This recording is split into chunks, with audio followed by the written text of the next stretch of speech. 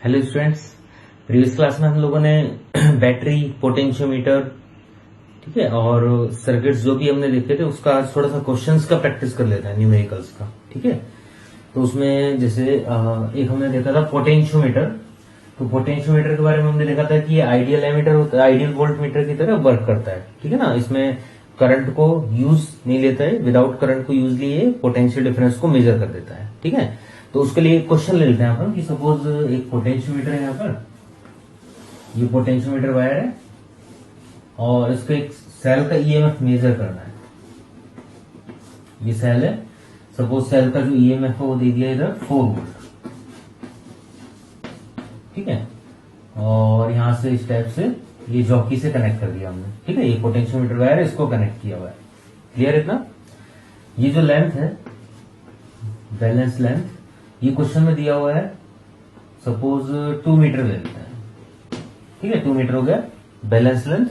और इधर primary circuit जो है उसका हम ईएमएफ निकालना है बैटरी का। ये जो बैटरी हमने प्राइमरी सर्किट में कनेक्ट किया था ई नॉट, इस बैटरी का हमें ईएमएफ कैलकुलेट करना है। ये क्वेश्चन है, ये की है के। ठीक है, क्वेश्चन क्या है? Calculate E not. E not का वैल्यू हम निकालेंगे। ठीक है, और इसमें रेजिस्टेंस जो है, जो पोटेंशियोमीटर है इसका रेजिस्टेंस क्वेश्चन में दिया हुआ है। ए बी लिख देता हूं पोटेंशियोमीटर का नाम, आर ए बी दिया हुआ है, सपोज 100 ओम, और वायर का लेंथ है 10 मीटर। ठीक है, यही सब इंफॉर्मेशन क्वेश्चन मेंशन है। क्वेश्चन में बोला है कि प्राइमरी सर्किट में जो बैटरी है, ठीक है, स्टैंडर्ड जो सेल है उसका ईएमएफ निकालो। ओके, चलो, बिकॉज इसमें क्या होगा कि हम जनरली क्या होता है कि प्राइमरी से सेकेंडरी पार्ट की तरफ आते हैं, मेजरमेंट करते हैं। यहां पर क्या है, सेकेंडरी पार्ट पे इंफॉर्मेशन दिया, उससे हमें प्राइमरी पार्ट को सॉल्व करना है, उल्टा दिया हुआ है मतलब। ठीक है, तो यहां पर हम सेकेंडरी से स्टार्ट करते हैं।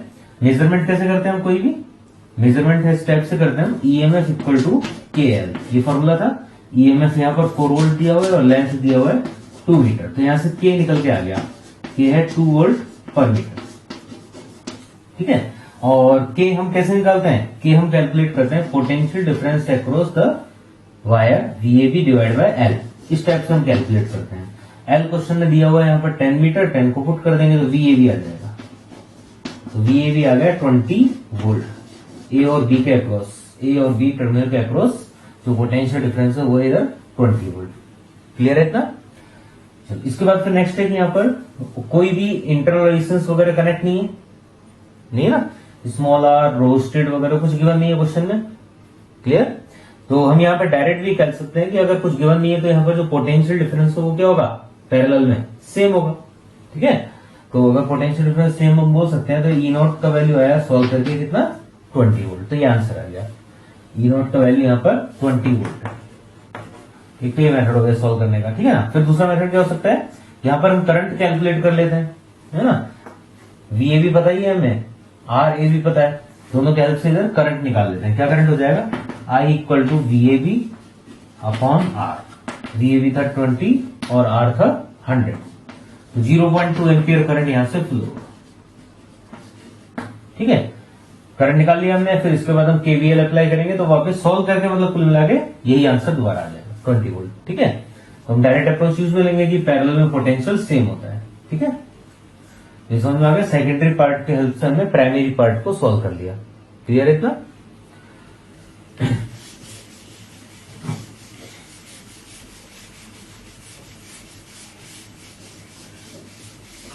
फिर इसमें हमने मीटर ब्रिज की भी देखा था एग्जांपल। मीटर ब्रिज का भी एक जैसे क्वेश्चन लेते हैं अपन। ठीक है, वीट स्टोन ब्रिज और मीटर ब्रिज में ज्यादा डिफरेंस नहीं है, बस यहाँ पर लेंथ के बेसिस पर मेजरमेंट करते हैं और वीट स्टोन ब्रिज में वहां पर रेजिस्टेंस लगा देते हैं। जैसे वीट स्टोन ब्रिज का भी अपन देख सकते हैं एग्जाम्पल। सपोज यहां पर एक वीट स्टोन ब्रिज है,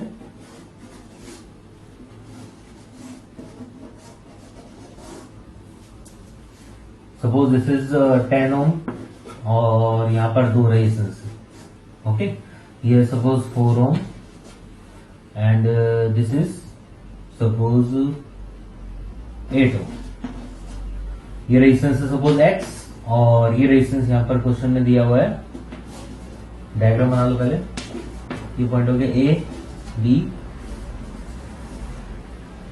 इधर जो रेजिस्टेंस है वो दिया हुआ है सपोज कितना ले 10 ले ले 10 ओम, ये रेजिस्टेंस है सपोज 10 ओम, ठीक है, और इधर रेजिस्टेंस दिया हुआ है 20 ओम। तो क्वेश्चन है इफ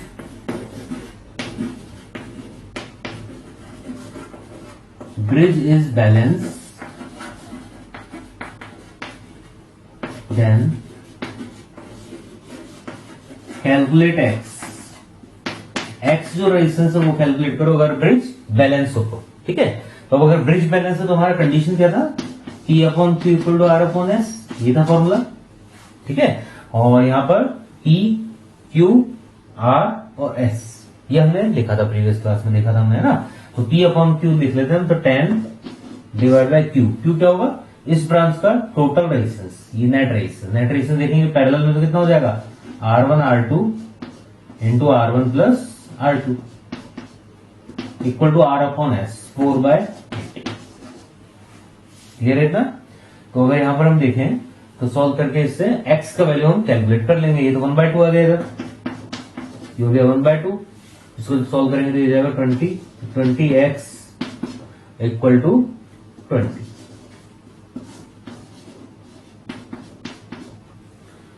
ठीक है।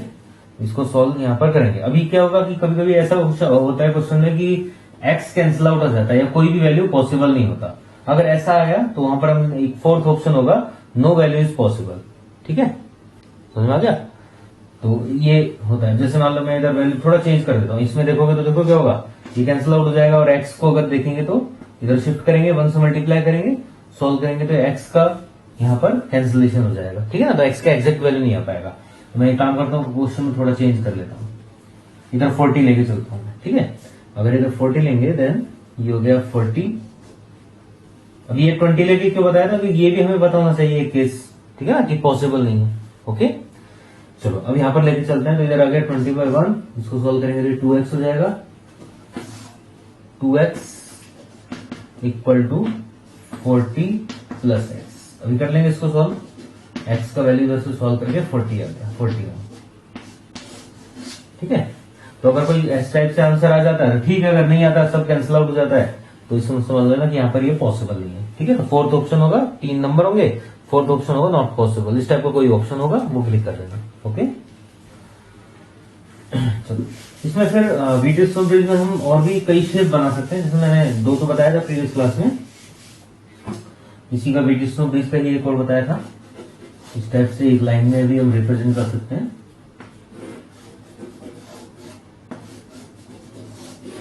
ठीक है। ये P Q R and S, और ये जो था इसको रिमूव करना होता है हमें कंडीशन अप्लाई करके G, ठीक है।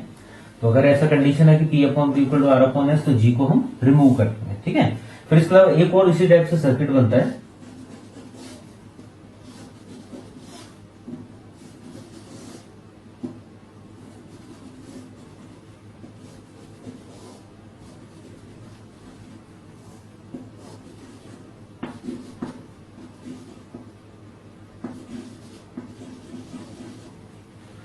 ये रेजिस्टेंस सर्किट, ठीक है।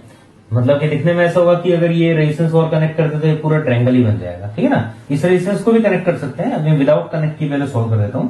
देखो यहाँ पर क्या होगा कि अगर इस ब्रांच को हम ध्यान से देखें, इस ब्रांच को अगर मैं एज इट इज, ये जो ट्रायंगल का ये पार्ट है, इसको अगर मैं एज इट इज आउटसाइड बना दूं तो यहाँ पर देखो क्या शेप बनेगा, इसको मैं इस टाइप से ड्रॉ कर देता हूं। इस ब्रांच को, ये जो ब्रांच है इसको मैं इधर ड्रॉ कर देता हूं। तो बताओ क्या ये जो शेप है, क्या ये व्हीटस्टोन ब्रिज है ना। तो इसका मतलब व्हीटस्टोन ब्रिज में क्या करते हैं, ये जो ब्रांच है ना एक हाफ पार्ट, इस हाफ पार्ट को अंदर इंक्लाइन कर देते हैं।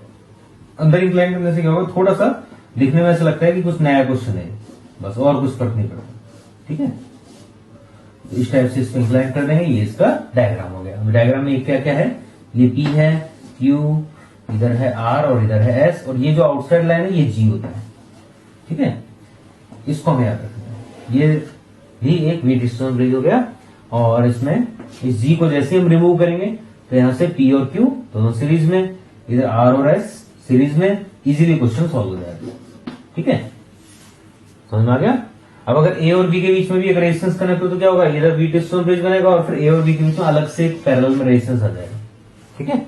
ये तो व्हीटस्टोन ब्रिज हो गया, A इधर होता है कॉर्नर, B इधर होता है, ये A है, ये बी है, तो अगर एक रेजिस्टेंस और एक्स्ट्रा लगा दूं मैं ऐसे ए और बी के बीच में डायरेक्ट रेजिस्टेंस, तो ये इस टाइप से बन जाएगा, ये डायग्राम हो जाएगा। ठीक है, समझ आ गया? तो इसका ये डायग्राम हो गया, इसमें आउटसाइड ए और बी के बीच में एक रेजिस्टेंस और है। ठीक है, क्लियर है यहाँ पर? तो ये थोड़ा याद रखना है ना? ये बी टिस्टोन ब्रिज है, ये भी बी टिस्टोन ब्रिज है, इसमें यहाँ पर होता है जी और इसमें यहाँ पर जी होता है। ठीक है, चलो अब इसमें ये तो हो गया बैलेंस कंडीशन। अगर बैलेंस नहीं हो कंडीशन तब क्या होगा वो देखना है एक बार,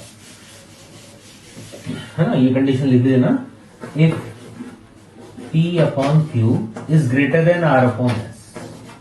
अगर ऐसा होगा भी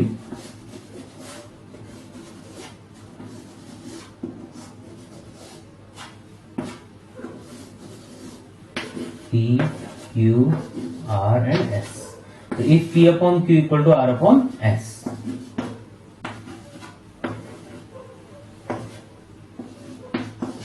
ये कंडीशन है। तो इस कंडीशन में क्या होगा, यहां पर जब हम इसमें डेरिवेशन हमने किया था, इधर I1 एज्यूम किया था, I2 एज्यूम किया था, IG दिया था इस ब्रांच में, ठीक है ना? उसी टाइप से डेरिवेशन के थ्रू हम जब सॉल्व करेंगे, तो अगर ऐसा भी कंडीशन है कि P upon Q equal to greater than, इस पार्ट का जो रेशियो का रेजिस्टेंस है वो ज्यादा है, is greater than R upon S, तो करंट जो होगा वो D से C की तरफ फ्लो होगा, मतलब अपवर्ड डायरेक्शन में फ्लो होगा। तो करंट जो फ्लो होगा, मतलब पोटेंशियल जो होगा वो D का ज्यादा होगा, IG flow from D to C, ये पॉइंट्स याद रखने हैं। ठीक है, इसका जस्ट इन्वर्ट तो कर लोगे, तो क्या है यहाँ पर point, if P upon Q is greater than R upon S then current flow from D to C, VD is greater than VC, ऐसा भी बोल सकते हैं। ठीक है, तो ये एक स्पेशल इसमें कंडीशन लिख लेना। सेकेंड कंडीशन फिर आएगा यहाँ पर कि अगर हम गैल्वेनोमीटर से बैटरी को रिप्लेस कर दें तो क्या होगा। देखो यहां पर बैटरी था, ए पॉइंट से कनेक्ट, ऐसे हम चाहे तो नहीं भी लगाए बैटरी को, अगर ओनली रेजिस्टेंस के बारे में बात कर रहे हैं तो ठीक है, लेकिन अगर हम पूरा सॉल्व करना है, केवीएल अप्लाई करना है, तो यहाँ पर बैटरी लगा के ही करना पड़ेगा, है ना? तो ये बैटरी हमने एज्यूम कर लिया। अब क्वेश्चन में आता है कि अगर बैटरी को जी से रिप्लेस कर दें तो क्या इफेक्ट होगा। ठीक है, बैलेंस कंडीशन में ही तो ये क्वेश्चन भी आता है। तो इसमें देखो अगर बैलेंस कंडीशन है तो IG तो जीरो होगा, मतलब यहाँ पर करंट तो फ्लो हो नहीं रहा। ठीक है ना, अब यहां पर मैं बैटरी को लगा देता हूं इस टाइप से, और ये जो गैल्वेनोमीटर था इसको बाहर लगा देता हूं। तो बताओ क्या गैल्वेनोमीटर से करंट फ्लो होगा बैलेंस कंडीशन में? नहीं होगा। IG कितना होगा इस समय? जीरो होगा, और IG अगर जीरो होगा तो यहां पर भी वही सेम कंडीशन आ गया, P upon Q equal to R upon S।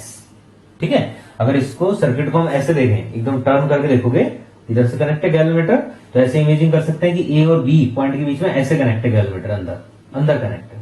ठीक है, तो अगर गैल्वेनोमीटर में करंट जीरो है, इसका मतलब Q upon S equal to P upon R, अगर उसको क्रॉस मल्टीप्लाई करोगे तो P upon Q equal to R upon S again आ जाएगा। ठीक है, तो ये एक और एक्स्ट्रा पॉइंट था कि if galvanometer is replace with the battery और interchange with the battery in balance condition, then there will be no effect on the configuration.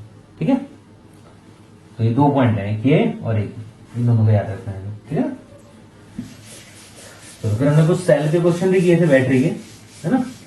Sales का series combination, parallel combination, series तो easy होता है, सब लोग कर ही लेंगे। पैरेलल में एक दो क्वेश्चन देख लेते हैं जो मैंने थोड़ा स्पेशल बताए थे।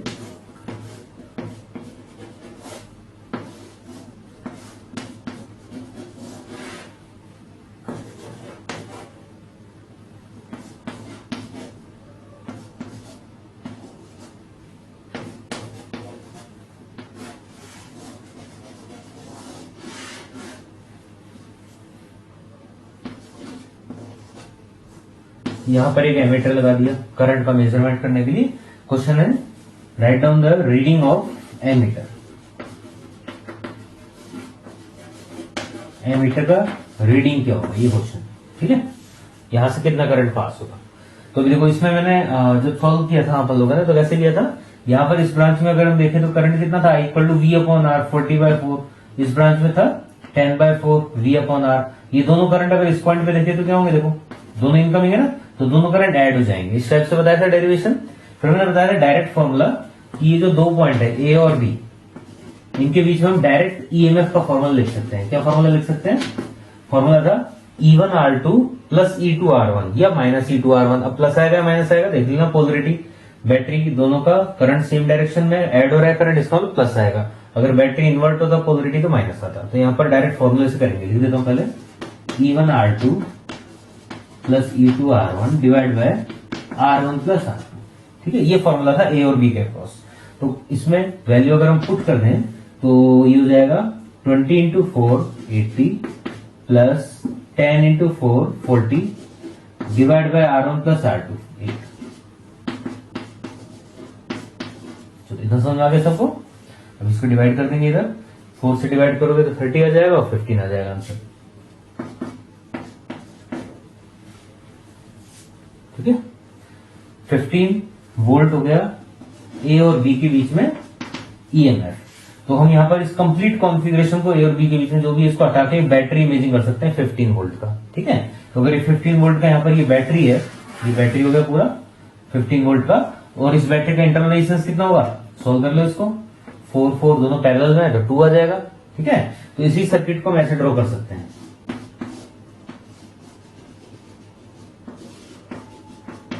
सेम सर्किट को ड्रॉ करने का ये मेथड हो गया।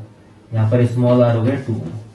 तो क्वेश्चन ये है कि इसमें कितना करंट एमीटर से पास होगा, मतलब एमीटर का रीडिंग बताना है। तो एमीटर का रीडिंग क्या होगा, I equal to EMF, EMF यहां से पास करेंगे तो 15 वोल्ट है, divide by total resistance 2 plus 8। Solve करके 1.5 एम्पियर ये आंसर है। ठीक है, इतना करंट एमीटर से पास होगा या एमीटर का रीडिंग होगा 1.5 एम्पियर। ओके, चलो क्लियर है इतना। ये सेल का कॉन्फ़िगरेशन था। अब इसमें और क्या चेंज आएगा क्वेश्चन में, एक सेकंड क्वेश्चन बना लेते हैं। पोलरिटी उल्टा कर दो, इधर माइनस इधर प्लस। ठीक है, अब सॉल्व करते हैं। तो अब इस कंडीशन में क्या होगा, करंट इधर से जाएगा, एक करंट इधर I1 है इनकमिंग और I2 आउटगोइंग, इसका मतलब दोनों करंट क्या होंगे, सब्ट्रैक्ट होंगे, I1 माइनस I2। तो इस कंडीशन में यहाँ पर साइन आ जाएगा माइनस, इधर साइन आएगा माइनस, ये हो जाएगा कितना 40, ये हो जाएगा 5। ठीक है, और इधर 5 आ जाएगा, ये 5 होगा। रेजिस्टेंस पैरेलल में पोलरिटी पर रेजिस्टेंस डिपेंड करता है नहीं, कोई पोलरिटी हो रेजिस्टेंस कोलिजन के कारण जनरेट होता है। ठीक है ना, इसका पोलरिटी से कोई रिलेशन नहीं है। तो 4 4 पैरेलल में 2 ओम, यहाँ पर भी सेम रहेगा 2 ओम। ठीक है, अब इसको सॉल्व करेंगे तो आंसर क्या है 0.5 एम्पियर, ये आंसर है। ठीक है, दोनों समझ में आ गए फॉर्मूले, E1R2 प्लस E2R1 या माइनस E2R1, दो फॉर्मूले हैं। ओके, और इसमें हमें मैग्नीट्यूड लेना होता है। इसमें ऑलवेज बड़े में से छोटा माइनस करना, इससे मैग्नीट्यूड है। क्लियर है इतना।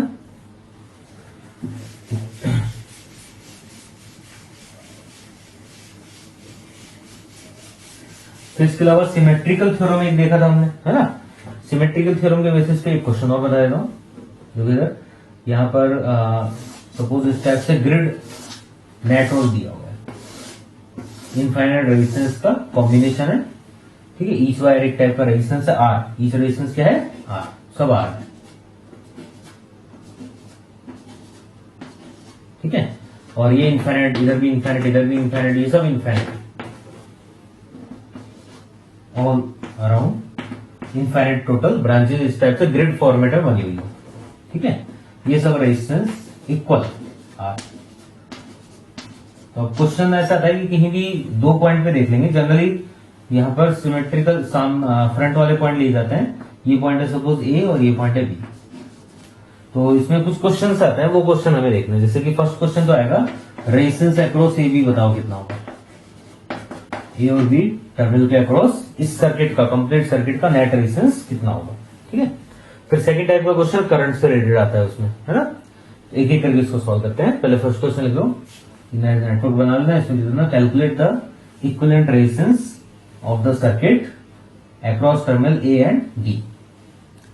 क्वेश्चन आगे समझ में, मतलब ए और बी अगर हम टर्मिनल ले लें, ये दो टर्मिनल अगर लें, टर्मिनल का मतलब टर्मिनल वो पॉइंट होते हैं जहां पर हम बैटरी को क्या करते हैं, कनेक्ट करते हैं। तो क्या होगा, यहां पर एक रेजिस्टेंस तो ये हो गया R, ठीक है, और एक रेजिस्टेंस क्या होगा, इसी R के पैरेलल में ये इनफाइनाइट जो है पार्ट, इसका रेजिस्टेंस हो जाएगा। ठीक है, इसको मैं R इनफाइनाइट बोल देता हूं। तो ये सर्किट ऐसा कुछ बन जाएगा, एक तो रेजिस्टेंस हो गया R इनफाइनाइट और एक हो गया सिंगल R। ये दोनों पैरेलल में कनेक्ट है, ये पॉइंट है A, ये पॉइंट है बी, और इन दोनों के बीच में हमें यहाँ पर एक बैटरी को इमेजिन करना है। मैं V वोल्ट ले लेता हूँ बैटरी का, ठीक है। ये सर्किट हो गया, एक रेजिस्टेंस R, इन दोनों टर्मिनल से बीच में R कनेक्ट है और इन दोनों टर्मिनल से बाहर क्या कनेक्ट है, इनफाइनाइट रेजिस्टेंस का कॉम्बिनेशन कनेक्ट है, ठीक है। इन सब का इक्विवेलेंट जो होगा इसका सब मिला के वो हो गया सपोज R इक्विवेलेंट, ठीक है। ए और बी के अक्रॉस नेट रेजिस्टेंस, इसको RAB लिख सकते हैं, RAB जो हमें कैलकुलेट करना है ये क्वेश्चन, ठीक है। चलो सॉल्व करके देखते हैं। देखो इसमें क्या होगा कि यहाँ पर इस टाइप के क्वेश्चन में सिमेट्री होती है रेजिस्टेंस की, ठीक है। अब सिमेट्रिकल है, ईच रेजिस्टेंस कैपिटल R है। यहां से अगर मैं करंट एज्यूम करता हूं कि I करंट सपोज बैटरी से निकला, V वोल्ट का बैटरी से I करंट निकला, तो अगर I करंट यहां पर जाएगा तो किस टाइप से डिवाइड होगा, R R R R, चारों रेजिस्टेंस सेम R, तो यहां पर इक्वल डिवाइड हो जाएगा। कितना होगा, I/4, इस डायरेक्शन में I/4, अपवर्ड डायरेक्शन में I/4, डाउनवर्ड डायरेक्शन में I/4, ठीक है। तो ये सब I/4 टाइप से डिवाइड होगा, ठीक है। तो ये जो रेजिस्टेंस है R रेजिस्टेंस में इधर हम देखें तो इस अगर टर्मिनल को देखें तो करंट कितना गया, I/4 करंट इधर से पास हो रहा है, ठीक है। चलो अब इसको भूल जाते हैं, अपन दूसरा टर्मिनल लेते हैं, ये भूल गए। अगर हम इस टर्मिनल का बात करें तो हमारा कॉन्सेप्ट क्या है कि बैटरी से जितना करंट इनकमिंग होता है उतना ही करंट वापस क्या होता है, आउटगोइंग होता है। तो I करंट अगर गया था तो इसका मतलब I करंट वापस आएगा। अब यहां से अगर करंट I आ रहा है और ये ऑल 4 इक्वल रेजिस्टेंस से कनेक्ट है, तो इसका मतलब यहाँ पर जो करंट आएगा अंदर वो क्या आएगा, वो भी इक्वल आएगा, सिमेट्री है ना। तो I/4 एंटर करेगा, इधर से भी I/4 एंटर करेगा और इधर से भी I/4 एंटर करेगा। तो इसका मतलब ये है कि अगर हम दोनों को एक साथ अब ज्वाइंट कर दें सिमेट्री को समझने के लिए, दोनों टर्मिनल को अगर एक साथ हम यहाँ पर इमेजिन करें तो I/4 करंट तो इसके कारण इस रेजिस्टेंस में गया, इसमें देखो A और B के बीच में जो रेजिस्टेंस है, ठीक है। I/4 करंट तो यहां पर गया इनकमिंग के कारण, और I/4 करंट जो था I/4 ये इधर गया आउटगोइंग होने के कारण, ठीक है। तो टोटल करंट R से कितना पास हुआ, टोटल करंट पास हुआ I/4 प्लस I/4, कितना हो गया, I/2 करंट, ठीक है। बैटरी से कितना करंट निकला था टोटल, बैटरी से निकला था टोटल करंट I, इसमें से कैपिटल R से कितना गया, I/4 प्लस I/4, टोटल कितना हो गया, I/2 करंट पास हुआ, ठीक है। क्लियर है इतना।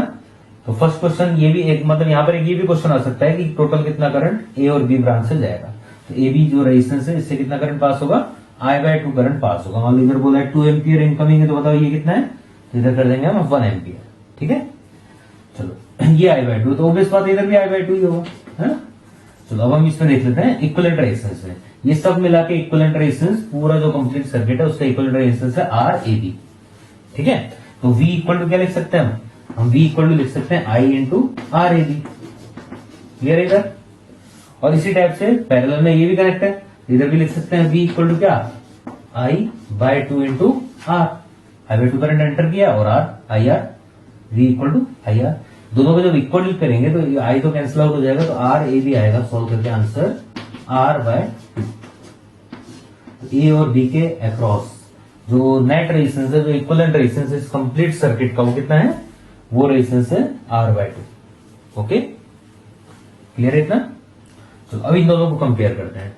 अगर इन दोनों को कंपेयर करें तो क्योंकि करंट सेम जा रहा है, ठीक है, टोटल I करंट था, I का करंट में से I/2 तो इसमें चला गया, तो कितना बचा I/2। इसका मतलब कंप्लीट जो बाहर का ब्रांच उसमें कितना जा रहा है, उसमें टोटल I/2 करंट ट्रेवल कर रहा है, ठीक है। तो वो जो इनफाइनाइट रेजिस्टेंस का ब्रांच है इसमें भी I/2 करंट है, अगर और पैरेलल में दोनों कनेक्ट ही हैं, तो अगर ध्यान से देखें तो ये दोनों रेजिस्टेंस भी सेम अमाउंट के होंगे, ठीक है। इसका मतलब R इनफाइनाइट और R दोनों सेम है, इक्वल, क्लियर है इतना। अब इसमें और क्वेश्चन भी आ सकते हैं, जैसे मान लो क्वेश्चन आया कि अगर इस रेजिस्टेंस को हम हटा दें तो बताओ A और B के अक्रॉस इक्वल रेजिस्टेंस कितना होगा। तो हमें पहले से पता है कि ये दोनों रेजिस्टेंस इक्वल होते हैं, तो अगर R को हटा भी लोगे तो ये भी कितना होगा, ये भी R ही होगा, दोनों R ही तो है ना। यहां से रिजल्ट भी आ गया ना। एक ये भी एक्सप्रेशन हमें याद रखना है कि इनफैक्ट जो बचे वो रेजिस्टेंस है वो कितना होगा, इक्विवेलेंट R के ही इक्वल होगा, है ना। तो ये कॉन्सेप्ट। अब इस पे बेस्ड और अगर क्वेश्चन कोई बनेगा तो वो क्या करवाने ग्रिड को चेंज कर देंगे बस, है ना। जैसे एक और समझाएगा एग्जांपल, ठीक है, तुम खुद भी ट्राई कर सकते हो। ऐसे मतलब क्या शेप बना लेंगे अलग अलग टाइप का, ठीक है। फिर इसमें सपोज इस टाइप का भी ले लिए, मतलब सिमेट्रिकल भी होगा, कई कई रेजिस्टेंस पास हो जाएंगे, ठीक है। जैसे यहाँ पे ये दोनों ले लिए, मतलब यहाँ से करंट आई एंटर किया, कितने पार्ट में डिवाइड हो, आर आर 1 2 3 4 5 6 पार्ट में डिवाइड हुआ। इसका मतलब अगर टोटल आई करंट एंटर किया हुआ है बैटरी से, यहाँ बैटरी है, बैटरी से आई करंट अगर एंटर किया तो टोटल इस ब्रांच में किसी भी एक रेजिस्टेंस को लेते हैं, इन दोनों के बीच में इसको लेते हैं। तो एक ब्रांच में गया I/6 और I/6 अगर गया वापिस भी आई आएगा, तो अगेन 6 रेजिस्टेंस है यहाँ पर, I/6 प्लस I/6 कितना हुआ, I/3 आएगा। बस ये तुम्हें निकालना होता है रेजिस्टेंस। जैसे I/3 आया इधर पुट करो, I/3 सोल्व करके R/3 आंसर आ जाएगा। तो इक्विवेलेंट रेजिस्टेंस हो गया R/3। ओके, समझ में आ गया मेथड। चलो अभी इसमें सेकंड टाइप का क्वेश्चन आता है कैपेसिटर्स का, कि अगर यहाँ पर इस ब्रांच में कंप्लीट ओनली कैपेसिटर्स हुई है, कैपेसिटर का अगर क्वेश्चन होता तब क्या होता, तो कुछ नहीं होता, सॉल्व ऐसे ही करते हम, है ना, V equal to Q by C हो जाता बस। यहाँ पर V इक्वल टू क्या था, IR, उसमें क्या होता, V equal to Q by C हो जाता, ठीक है। और यहाँ पर चार्ज हम एंटर कर रहे हैं, चार्ज की जगह हम मतलब करंट की जगह हम चार्ज को एंटर करते, सेम टाइप से डिवाइड करते, सब कुछ सेम रहता, फॉर्मूला क्या हो जाता, Q/C हो जाता। तो उल्टा फॉर्मूला होने से आंसर भी उल्टे आते। जैसे अगर ये वाला क्वेश्चन को बात करें हम, तो कैपेसिटेंस AB के क्रॉस, इस क्वेश्चन में अगर देखें तो कैपेसिटेंस AB के क्रॉस आता 2C, रेजिस्टेंस क्या आया R/2, कैपेसिटेंस क्या होता ट्वाइस C हो जाता, ठीक है। इसी टाइप से यहाँ पर रेजिस्टेंस, अगर इस क्वेश्चन की बात करें तो हमारा आंसर R/3 आने वाला है। इसका मतलब अगर कैपेसिटेंस का क्वेश्चन होता तो 3 into C आंसर आ जाता। ओके, मेथड सेम है ना। चलो इसके बाद फिर नेक्स्ट हम लोगों ने देखा था इनफाइनाइट सर्किट्स, जिनमें कुछ एक्स एज्यूम करके हमने दोनों सॉल्व कर लिया था उसको, है ना। चलो आई थिंक इतना पार्ट समझ में आ गया होगा सबको, ठीक है ना। फिर इसके बाद कुछ स्टूडेंट को एक डाउट था कि करंट को कैसे डिवाइड किया जाता है सर्किट में, वो देख लेते हैं एक बार। देखो जैसे सपोज ये R1 रेजिस्टेंस है, ये R2 रेजिस्टेंस है, ठीक है। यहां से टोटल आई करंट एंटर किया, ठीक है, आई करंट टोटल करंट है आई। तो क्वेश्चन आता है कि यहाँ पर जो करंट डिवाइड है वो क्या होगा, I1 और I2 निकालना है, ठीक है ना। तो I1 का फॉर्मूला मैंने बताया था कि दो मेथड बताया था, या तो रेशियो मेथड से निकालो या फॉर्मूला याद कर लो। क्या होगा, देखो जिस ब्रांच में रेजिस्टेंस ज्यादा है उस ब्रांच में करंट कम जाएगा, तो करंट और रेजिस्टेंस का क्या रिलेशन होता है, I = V/R, मतलब करंट प्रोपोर्शनल टू 1/R, उल्टा इनवर्स रिलेशन होता है, ठीक है। तो होगा क्या कि जब हमें I1 का निकालना है करंट, मतलब R1 रेजिस्टेंस से जब करंट निकालना है, तो जब सोल्व करेंगे तो R2 तो न्यूमरेटर में आएगा, नीचे R1 और प्लस R2 आ जाएगा, मतलब R1 और R2 का सम आ जाएगा, और टोटल जो करंट है किसको डिवाइड करना है, I को, उससे मल्टीप्लाई करना है। ये फॉर्मूला यूज में आता है, ठीक है। I1 का अगर हमें कैलकुलेशन करना है तो क्या करेंगे, R2/R1 + R2 into total current. इसी टाइप से अगर हमें I2 निकालना है, मतलब R2 रेजिस्टेंस में जो करंट जा रहा है वो हमें निकालना है, तो न्यूमरेटर में क्या पुट करेंगे, R1, इनवर्स उल्टा पुट करते हैं। डिनोमिनेटर सेम है देखो दोनों में, और टोटल I भी सेम है ना। डिफरेंस क्या है, न्यूमरेटर डिफरेंस है, बाकी डिनोमिनेटर और टोटल करंट सेम है, ठीक है। ये दोनों सेम है, R1 और R2 इनवर्स हो जाएंगे, ठीक है। तो अगर कभी क्वेश्चन बोले कि बताओ I1/I2 कितना आएगा, रेशियो निकालने के लिए बोले डायरेक्ट, तो आ जाएगा R2/R1, ये रेशियो आ जाएगा, ठीक है। इस टाइप से हम सॉल्व कर सकते हैं इसको, क्लियर। चलो इसकी बेसिस पे क्वेश्चन कर लेते हैं अपन।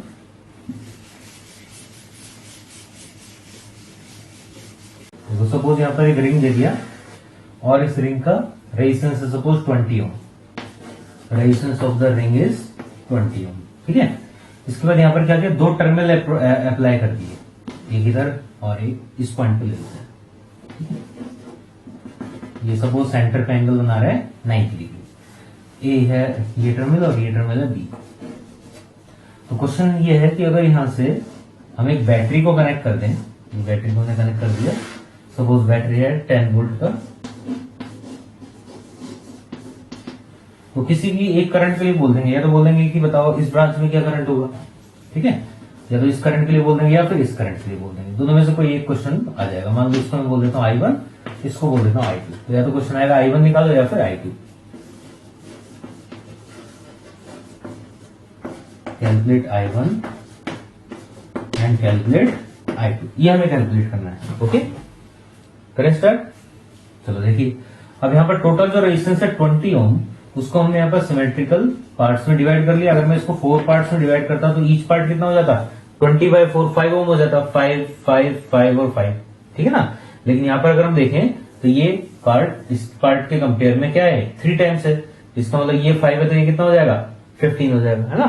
तो ये हमें खुद दिमाग लगाना है अपना, है ना, कि हमें किस टाइप से उसको डिवाइड करना है। एंगल को देख के हम पता लगा लेंगे। जैसे मान लो ये एंगल 60 डिग्री होता तो इसका मतलब टोटल 360 को हमने यहाँ पर 60 से डिवाइड करना है। तो 6 पार्ट आ जाते इक्वल, 6 पार्ट आते, एक पार्ट तो ये हो गया, बचे कितने 5 पार्ट्स बस, ठीक है ना।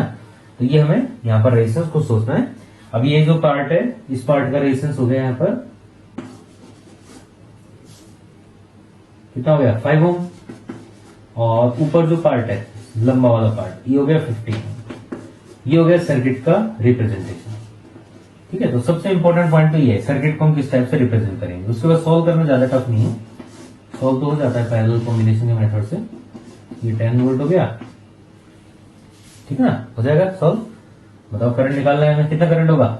अगर मैं बोलूं कि I1 कितना होगा, I1 कितना होगा, पैरेलल में पोटेंशियल सेम होता है तो V/R 10/5 2 एम्पियर। फिर नेक्स्ट क्वेश्चन आता है यहाँ पर I2 निकालो। I2 क्या होगा, V/R 10/15,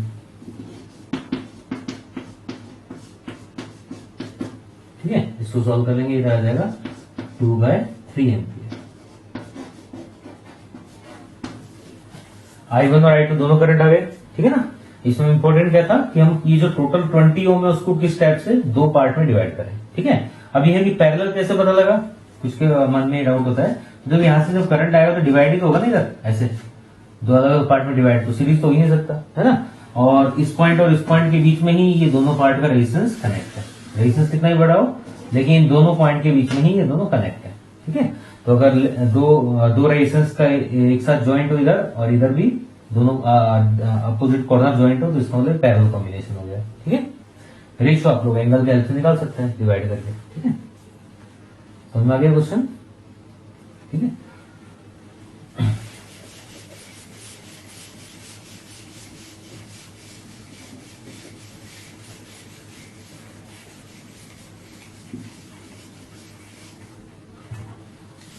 इस टाइप से और भी इसमें पोटेंशियोमीटर में बहुत क्वेश्चन बनते ही है ना।